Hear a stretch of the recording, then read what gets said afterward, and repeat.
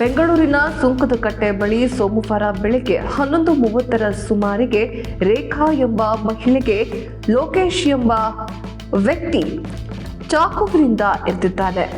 ಇಬ್ಬರು ಪರಿಚಿತರಾಗಿದ್ದು bus stand ಬಳಿ ಗಲಾಟೆ ನಡೆಸುತ್ತಿದ್ದಾಗ ಈ ಘಟನೆ ನಡೆದಿದೆ. ಗಲಾಟೆ ವಿಕೋಪಕ್ಕೆ ತೆರಳಿ ಲೋಕೇಶ್ ಚಾಕುವಿನಿಂದ ಇರಿದು ಪರಾರಿಯಾಗಿದ್ದಾನೆ. ಗಾಯಾಳು ರೇಖಾಳನ್ನ ಸ್ಥಳೀಯರು ಆಸ್ಪತ್ರೆಗೆ ದಾಖಲಿಸಿದ್ದಾರೆ. ಕಾಮಾಕ್ಷಿಪಾಳ್ಯ ಠಾಣೆ ಪೊಲೀಸ್ ವ್ಯಾಪ್ತಿಯಲ್ಲಿ ಘಟನೆ ನಡೆದಿದ್ದು, ಪೊಲೀಸರು ಸ್ಥಳಕ್ಕೆ ಭೇಟಿ ನೀಡಿ ಪರಿಶೀಲನೆ ನಡೆಸಿದ್ದಾರೆ. ಘಟನೆಗೆ ನಿಖರ ಕಾರಣ ಇನ್ನೂ ತಿಳಿದು ಬಂದಿಲ್ಲ.